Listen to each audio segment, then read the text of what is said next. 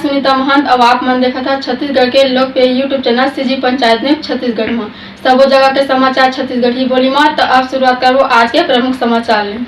जांजगीर चांपा जिला के बीजेपी कार्यालय में नेता प्रतिपक्ष नारायण चंदेल प्रदेश में हुआ ईडी के कार्रवाई और कांग्रेसी नेता मुख्यमंत्री भूपेश बघेल ला लेके प्रेस वार्ता करीन है। नेता प्रतिपक्ष नारायण चंदेल कहिन कि ईडी के छापा एक नया तथ्य और कोयला घोटाला, शराब घोटाला, रेत घोटाला आए है। ये बार नवा चीज महादेव मोबाइल ऐप के मामला आगू आए है, जेकर तार भारत ही नहीं बल्कि दुबई देश ले जुड़े है। अभी सावन के महीना चला थे और लोगन मन महादेव के पूजा करा थे और कांग्रेस के लोगन मन महादेव के नाम में ऑनलाइन सट्टा के अवैध कारोबार संचालित करा थे। सीजी पंचायत न्यूज ले जय ठाकुर की रिपोर्ट। रोज हमारे चैनल में छत्तीसगढ़ी समाचार बार चैनल ला लाइक और सब्सक्राइब जरूर करो।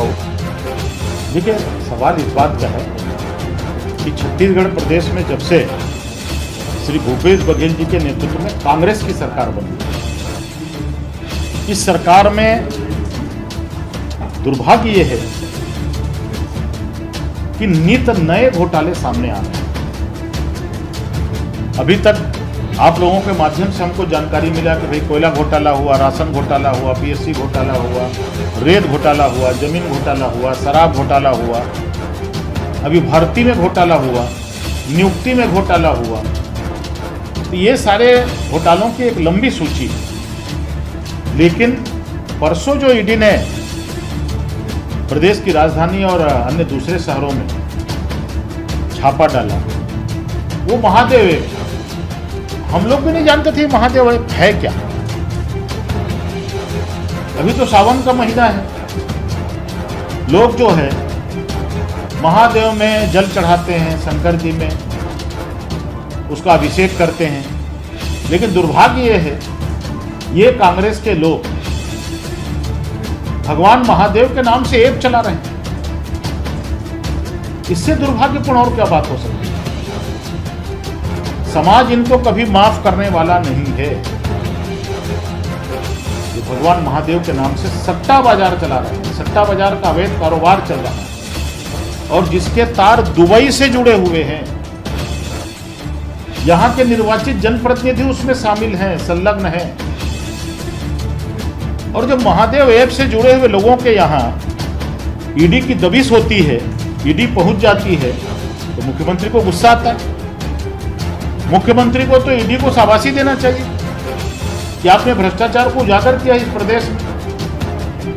लेकिन छत्तीसगढ़ में दुर्भाग्य यह है कि जब जब भ्रष्टाचार, काले कारनामे उजागर होते हैं, मुख्यमंत्री को उनके मस्तिष्क में, उनके माथे पर पसीना आता है, वो विचलित हो जाते हैं, वो इधर उधर की बातें करने लगते हैं। ये दुर्भाग्यपूर्ण बात है। हमने किसी पूरे देश में किसी मुख्यमंत्री को ऐसा करते नहीं देखा। मुख्यमंत्री जी को इतना क्या प्रेम है इनसे कि ईडी को कोसते हैं, भाजपा को कोसते हैं, भारत सरकार को कोसते हैं। अरे भारत सरकार का तो मिशन है भ्रष्टाचार को उजागर करना, भ्रष्टाचार के खिलाफ में मुहिम चलाना। ये ईडी की कार्रवाई उसी का हिस्सा है। और मुख्यमंत्री जी जिनके खिलाफ भी ईडी ने कार्रवाई की है, जो लोग भी महादेव ऐप में संलग्न है, चाहे आपके निर्वाचित जनप्रतिनिधि हों, विधि सम्मत, कानून सम्मत उनके खिलाफ सख्त से सख्त कार्रवाई छत्तीसगढ़ की सरकार को करना चाहिए। मुख्यमंत्री जी खुद ही बेल में है बेचारे, सीडी कानून। उनके अनेक अधिकारी, मुख्यमंत्री कार्यालय से जुड़े हुए अधिकारी जेल में है। मुख्यमंत्री बेल में है और वो जेल में है। ये छत्तीसगढ़ में खेल चल रहा है। छत्तीसगढ़ भ्रष्टाचार शिरोमणि बन चुका है भूपेश बघेल जी के जमाने में।